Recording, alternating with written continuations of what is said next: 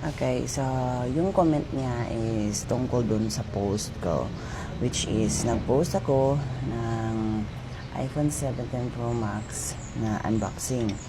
So, yun nga, tapos may naka-attach na link dun sa yellow basket ko, which is yung iPhone 16 or iPhone 16 Pro Max yata yun. And sabi niya is, bakit mas mahal daw yung iPhone 16 or yung nasa yellow basket ko compared dun sa iPhone 17 Pro Max. Well, ang explanation kasi dito is ganito.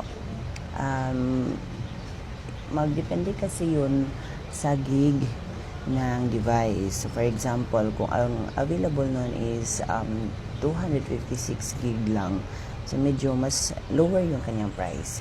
And if ever na 512 ang gig na available niya is medyo mahal talaga siya kasi nga mag-differ na sila ngayon sa gig or sa storage.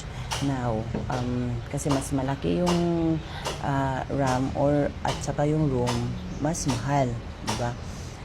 Kung i-compare mo dito sa iPhone 17 Pro Max is naka 256 gig lang. So, kahit na latest siya, tapos maliit lang yung storage. Ayan. So, medyo lang siya, medyo cheaper yung price.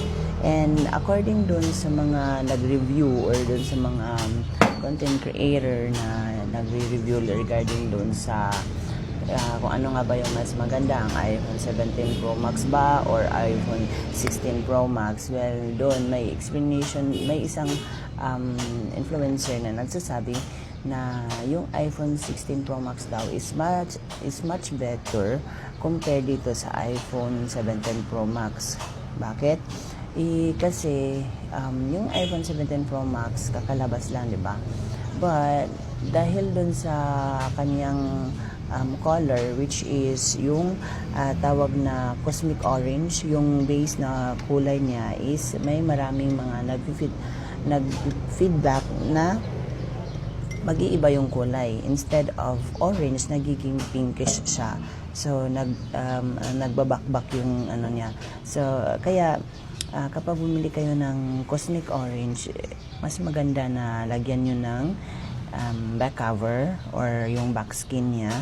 So wag yung kung bibili man kayo ng case or yung hard case ba, so wag yung metallic na case kasi nga magkagasgas yung or magkadents yung cellphone nyo, which is naman siya, prone talaga siya, tapos hindi din siya ganun kababa yung price. So medyo pricey talaga siya kahit na maliit lang yung storage niya. So kung bumili kayo ng device or iPhone, labi na or lalo na yung iPhone 17 Pro Max, kung bibili kayo, much better na lagyan nyo na agad ng case.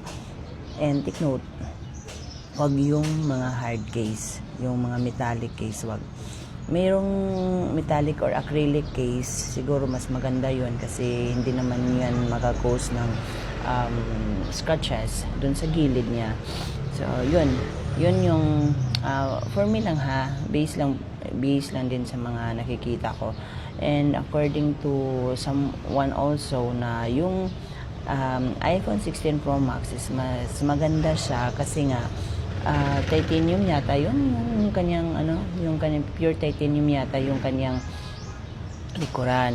So ganun siya. So hindi siya prone sa mga scratches or damages or sa let us say ano tawag nun? Scratch proof yata. Ganun. So, ito kasing ginamit ko ngayon, which is an iPhone 17 Pro Max. Hindi ko alam kung anong material yung likod niya. Basta, yun yung explanation dun sa isa. Kaya, kung i-check mo yung previous message or yung previous video ko kung saan nag-comment, doon makikita mo na medyo pricey talaga yung sinasabi niyang phone. Tapos yung availability din niya is 512 gig. So hopefully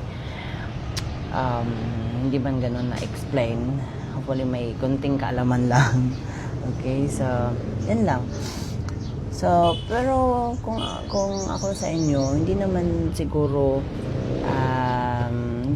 required na bumili kayo ng iPhone 17 Pro Max or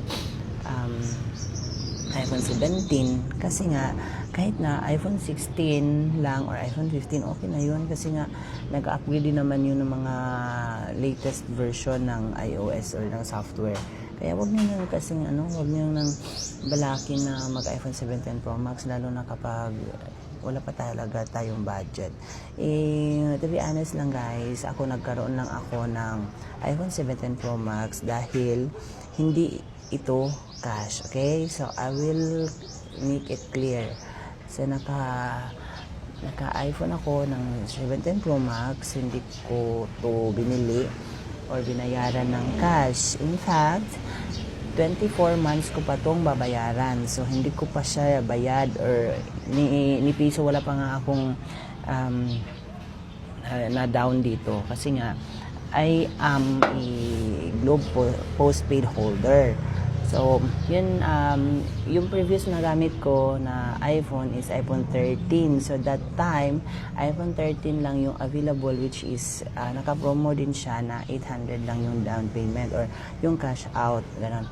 So, nag-avail ako noon, back 2024, plan 2,499 plus nung binayaran ko yung 1 month na cash out or one time, hindi 1 month, one time cash out lang.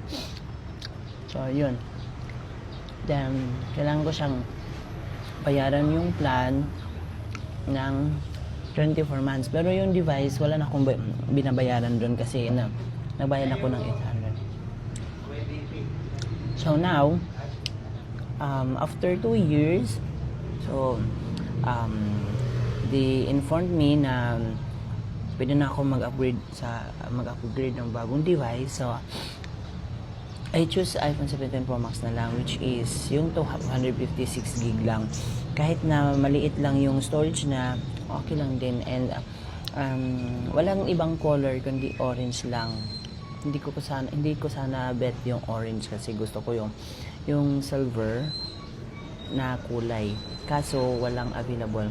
And ito lang yung para sa akin ito lang yung pinupush nila yung mga base color kasi nga itong orange is prone sa mga scratches, so kailangan talaga nilang i-dispose ganun. And alam naman natin na yung Apple or yung iPhone is mabilis silang maglabas ng mga bagong variant or bagong model, kaya ayan, pinupush na nila ngayon. In fact, hindi mo na makikita dun sa Globe Store or sa store nila yung mga iPhone 16 series. Wala na. So, meron sigurong 16 series pero sa ibang branch. Dito sa amin, dito sa Cebu, wala nang 16 na series. 17 na siya. Siguro may 13 dun sa lowest na pero ewan ko, hindi na ako nagtanong pa doon. Diba? So, sobrang haba na explanation ko. Umabot na ng 10 minutes. Ganun lang. Again, kung gusto niyo malaman bakit mas mahal yung nasa yellow basket ko, check nyo na rin yung availability. So, yun lang. Thank you for watching guys. Bye.